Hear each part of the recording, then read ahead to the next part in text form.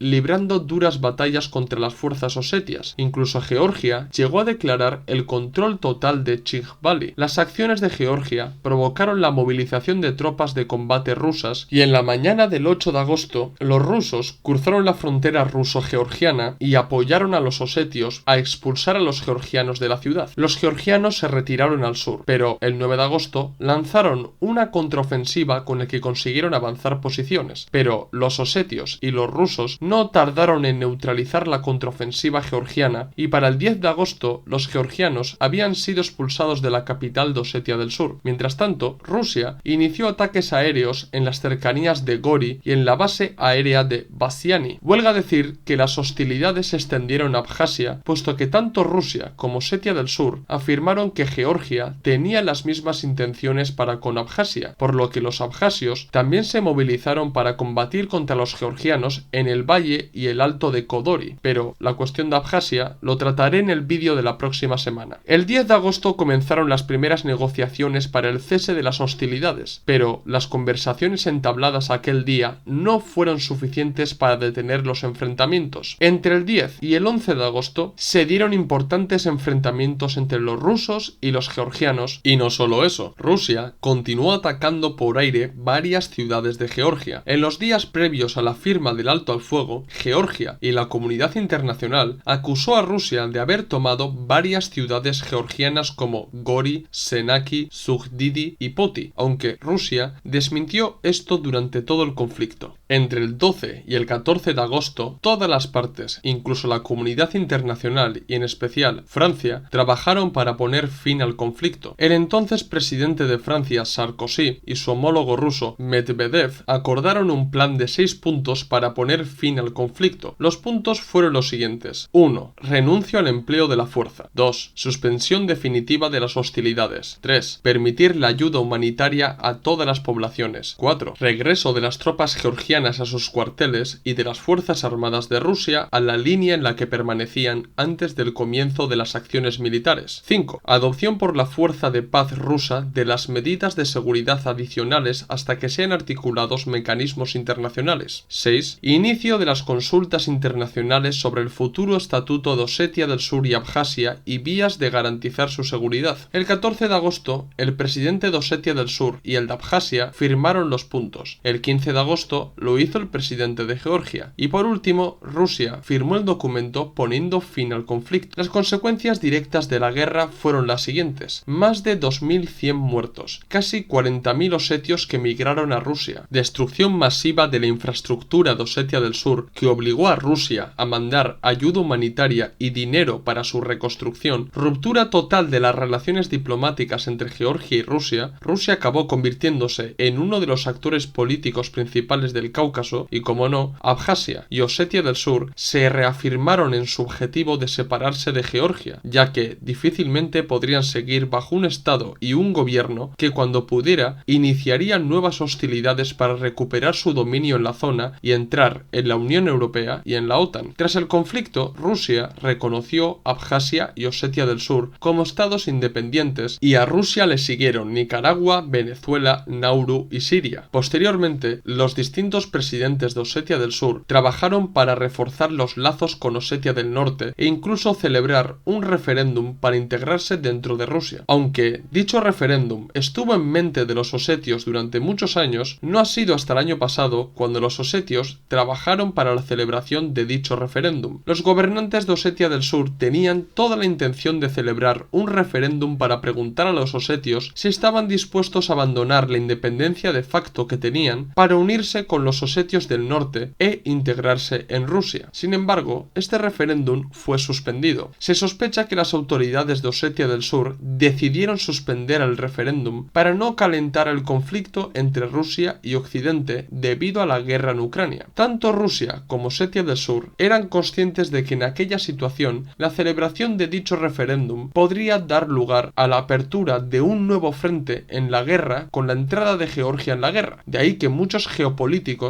consideren a Abjasia y a Osetia del Sur como el Donbass georgiano que puede externalizar la guerra de Ucrania a Georgia. Bien, ya conocéis la historia de Osetia del Sur y las dos guerras que libraron los osetios contra Georgia. Pues para terminar el vídeo os voy a hablar sobre la política, la economía y algunos datos interesantes sobre esta república de facto independiente pero no reconocida por la comunidad internacional. Vamos primero con las cuestiones políticas. Osetia del Sur es un estado independiente de facto pero que no está reconocido como un país independiente por la mayoría de la comunidad internacional. De acuerdo con la Constitución, Osetia del Sur es un estado democrático y de derecho. Como la mayoría de los países democrático-burgueses y capitalistas, en Osetia del Sur existe la división de poderes. El poder legislativo reside en el Parlamento Nacional de tipo unicameral compuesto por 34 miembros que son elegidos cada 5 años en las elecciones legislativas. La composición actual del Parlamento de Osetia del Sur es el siguiente: Osetia Unida, que vendría a ser el hermano pequeño osetio de Rusia Unida, 14 parlamentarios. Partido Popular de Osetia del Sur, de carácter socioliberal, 5 parlamentarios. Nijas, nacionalistas de Osetia del Sur, 4 parlamentarios. Eso sí, el líder de este partido, que es Alan Gagloyev, ganó las elecciones presidenciales de 2022, por lo que actualmente es el presidente de Osetia del Sur. Unidad del Pueblo, de corte centrista, 3 parlamentarios. El Partido Comunista de Osetia del Sur, 2 parlamentarios. Y luego están 6 parlamentarios independientes que se presentan por libre. El poder ejecutivo reside en el presidente del gobierno, Alan Gagloyev, que también es el jefe de Estado. El presidente es elegido en unas elecciones presidenciales que se celebran cada 5 años y un presidente no puede estar más de 2 mandatos consecutivos al frente del gobierno. El poder ejecutivo reside en una serie de tribunales encabezados por el Tribunal Supremo. A su vez, Osetia del Sur consta del Comité de Seguridad del Estado de Osetia del Sur, que es conocida como la KGB de Osetia del Sur. La República de Osetia del Sur está dividida en 4 distritos que son Distrito de Tsau, Snaur, Leningor y Chinkhval. Según el censo de 2015, en Osetia del Sur viven 53.532 personas y los ciudadanos hablan osetio, ruso y georgiano. La mayoría de ellos son cristianos, aunque también hay una importante comunidad de ortodoxos y algunos judíos. En cuanto a la economía de Osetia del Sur, debo decir que la mayoría de la economía se basa en la agricultura, aunque no se cultive ni el 10% de la tierra cultivable. Por si queda alguna duda, Osetia del Sur no es un país socialista, sino capitalista y además bastante atrasado. Antes de la guerra, los empresarios se dedicaban a traer mercancías agrícolas desde Georgia para revenderlos en Rusia, lo que ahogaba cualquier iniciativa económica de los cultivadores locales, ya que no podían competir con los productos que se importaban. Esto hizo que la mayoría de los agricultores osetios trabajaran para sustentarse por ellos mismos y no tanto para comerciar. Después de la guerra del 2008, Georgia rompió toda relación con Osetia del Sur y esto provocó que los empresarios dejaran de revender fruta en Rusia para importar de Rusia la fruta. Uno de los desafíos de los mandatarios de Osetia del Sur es aumentar la producción agrícola y alcanzar en el menor tiempo posible la seguridad alimentaria. La industria de Osetia del Sur fue en gran medida destruida por las 2 guerras que sufrieron. La mayoría de las empresas industriales que se construyeron en los años soviéticos fueron cerradas o destruidas durante la guerra. Actualmente destacan 3 empresas industriales que dan trabajo a casi 2.000 osetios. Si os interesan los datos macroeconómicos, he de decir que en 2002 Reino Unido estimó que el PIB de Osetia del Sur era de 15 millones de dólares y el PIB per cápita quedaría en 250 dólares. Al ser un estado no reconocido por la comunidad internacional, es muy difícil obtener datos objetivos sobre el PIB de Osetia del Sur, ya que la mayoría de los estudios meten su PIB dentro de la de Georgia, pero hay que tener en cuenta que el estudio británico es del 2002 y que en el 2008 hubo una guerra en la región, por lo que el PIB ha podido variar en todo este tiempo. Por ejemplo, Osetia del Sur publicó un informe en 2017 en el que aseguraba que su PIB era de 100 millones de dólares, pero casi nadie dio por buenas estas declaraciones. La divisa que usan es el rublo ruso y las autoridades de Osetia del Sur admiten que prácticamente dependen de las ayudas financieras y monetarias que les brinda Rusia. En los últimos años, Osetia del Sur ha experimentado un notable auge del turismo, por lo que cada año que pasa el turismo se va consolidando como uno de los sectores que más aporta al PIB nacional. Muchos de los balnearios que fueron construidos en los años soviéticos han sido restaurados para los turistas. Osetia del Sur, al estar situado en el corazón del Cáucaso, es una región muy montañosa y la mayoría de las montañas están interconectadas entre sí. Incluso algunas de ellas son de origen volcánico, lo que convierte a Osetia del Sur en un lugar idóneo para los turistas que les gusta la montaña. Osetia del Sur, como muchas de las exrepúblicas soviéticas, conserva la política de ofrecer a la ciudadanía acceso al consumo de la cultura, por lo que hay cines, teatros, bibliotecas y demás a lo largo y ancho de todo Osetia del Sur.